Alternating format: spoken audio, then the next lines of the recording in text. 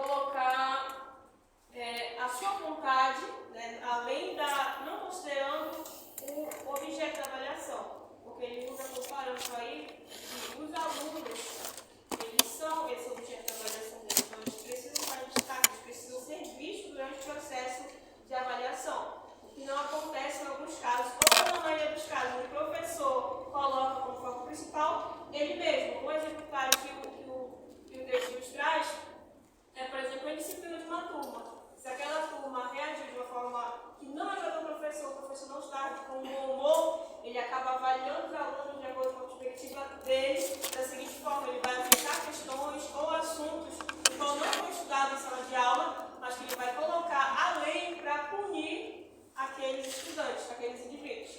E aí vem as notas ou os conceitos, né? Ele fazer toda essa junção depois de feita essa avaliação através de provas ou testes, que ele vai fazer essa somatória de notas, ou aí é quando é o caso que vem sobre conceitos.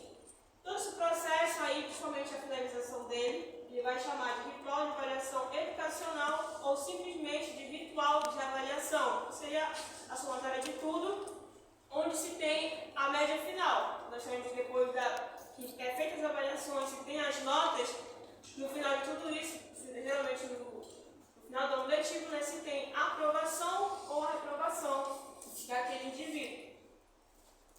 Para o QES de avaliação, tem-se o seguinte conceito: juízo de qualidade sobre dados relevantes, tendo em vista uma tomada de decisão.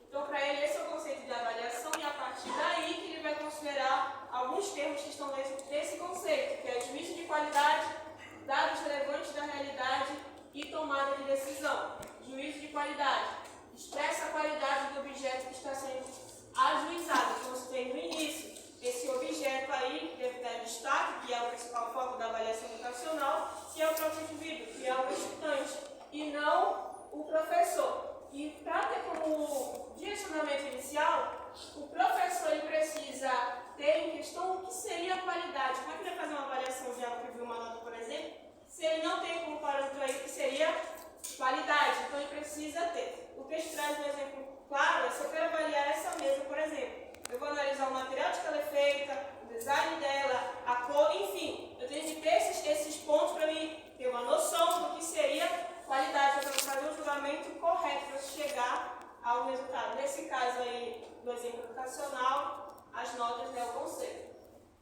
Dados relevantes da realidade. A qualidade do objeto não lhe será atribuído ao bel prazer de quem julga, mas sim a partir de caracteres que este determinado objeto possua, que é algo que o autor ele sempre está fazendo destaque no foco. Inclusive, ele vai estar lá no final do texto desse texto. O professor ele não pode desfazer o planejamento dele na visão dele mesmo de prejudicar os estudantes. Ele precisa visar eles para ajudá-los, não para prejudicá-los. Quando isso acontece?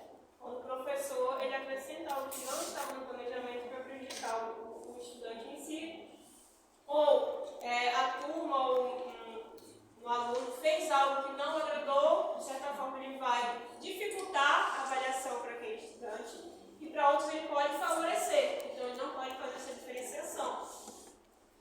Tomada de decisão. No caso da avaliação de aprendizagem, essa tomada de decisão se refere à decisão do que fazer com o aluno, quando a sua aprendizagem se manifesta satisfatória ou insatisfatória. O Luquezzi traz um exemplo. O médico, por exemplo, ele faz uma avaliação com o paciente e ele chega ao resultado, ele tem um diagnóstico. A partir daí, ele tem aí a tomada de decisão, assim como o professor. Se ele tem um diagnóstico, ele chegou a uma conclusão, ele tem aí, ele pode fazer três coisas. Ele pode modificar alguma coisa no seu plano para ajudar aquele aluno, ele pode não fazer nada, ou apenas suprimir o objeto dessa avaliação, que nesse caso é o aluno. Então, o Luquezzi conclui que a principal problemática da avaliação educacional que a torna os ambientes